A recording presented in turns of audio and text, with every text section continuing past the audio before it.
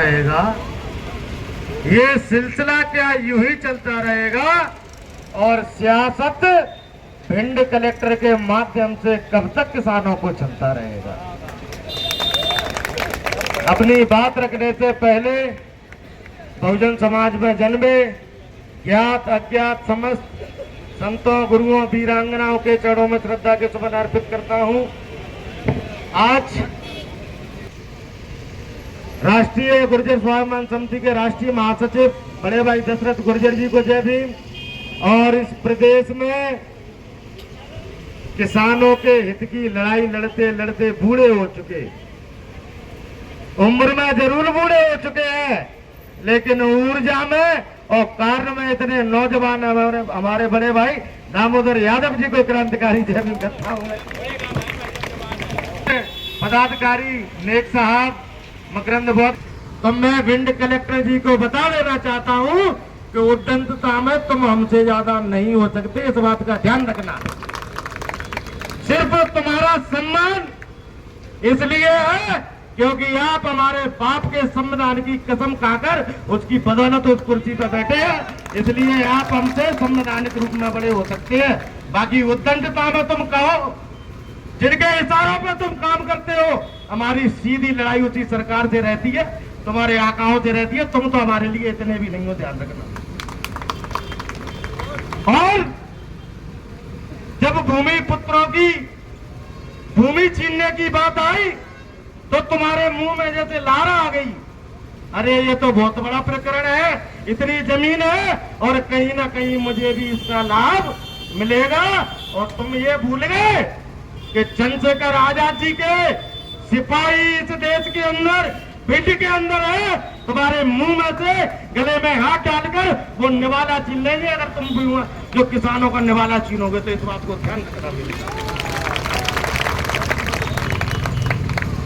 मैं आपसे कहना चाहता हूं, आज के बाद भीम आर्मी आजाद समाज पार्टी माननीय चंद्रशेखर आजाद जी रविंद्र भाटी जी के सिपाहियों से यदि आपने अभद्रता की तो ये सही नहीं होगा, इस बात को ध्यान रखना।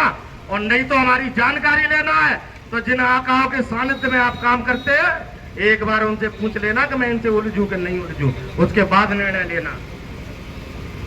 आज यह सम्मानित साथियों, आज ये लड़ाई 4 गांवों की नहीं है, ये लड़ाई एक भूमि पुत्र की है जो मेहनत मजदूरी करके इस देश के प्रत्येक नागरिक का, जहां तक कि जो कलेक्टर बैठे हैं ये भी हल चलाने ट्रैक्टर चलाने नहीं जाते होंगे, ये भी किसी किसान के यहाँ से उगाए हुए अनाज से अपने और अपने बच्चों का पेट भरते होंगे। शर्म आना चाहिए इनको कि जिस जमीन पर 100-200 सालों से जो किसान रह रहे हैं उनकी 5-5, 6-6 पीढ़ी उस जमीन पर मेहनत करते निकल गई और उसकी जो रजिस्ट्री है उसका बोल रहे हैं कलेक्टर साहब इसको मैं नहीं देता, ऐसे फेंक रहे हैं, हमें उड़ा रहे पकड़े।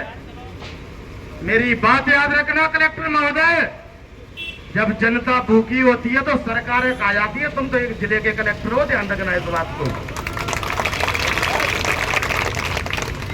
और हमारी आपसे कोई व्यक्तिगत लड़ाई नहीं है, हमें सिर्फ आपको यह एहसास कराना है और यह बताना है कि जिस प्रकार से आपने ये कहा था कि मुझे भीम आर्मी आजाद समाज पार्टी की कोई जरूरत नहीं है, तो मैं भी आपसे कह के वादा करके जा रहा हूं कि हमें भी भिंड कलेक्टर में ये संजीव श्रीवास्तव कलेक्टर जी की कोई आवश्यकता यहाँ पे नहीं है।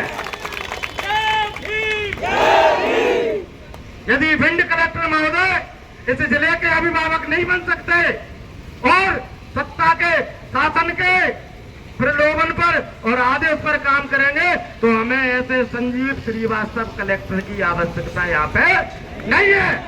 और भीम आर्मी आजाद समाज पार्टी की ताकत को आपको देखना है तो ये तो अभी झांकी है, इस बात को याद रखना। भिंड कलेक्टर महोदय ये झांकी है, पूरी फिल्म आपके लिए अभी बाकी है, इस बात को याद रखना आपको और बताएंगे। तो मेरे सम्मानित साथियों, हमारे जो किसान बंधु हैं, आप जब नागनाथ सांपनाथ जिन पार्टियों के नेताओं के यहाँ पे गए होंगे, आपके बीच में कोई नहीं आया, लेकिन जैसे ही आजाद समाज पार्टी भीम आर्मी को आपकी पीड़ा का एहसास हुआ, हमारे राष्ट्रीय नेतृत्व माननीय रविंद्र भाटी गुर्जर जी आए थे कि आपके साथ में बैठे। और इस देश के अंदर जो हृदय स्थल मध्य प्रदेश है उसमें मैं पहले ही कह चुका हूं 40,000 से 39,999 900 नहीं हुए होंगे 999, जबकि 40,000 से ज्यादा ही किसानों को लाभ दिलाया होगा। ऐसे हमारे नेता दामोदर यादव जी आपके पीछे बैठे।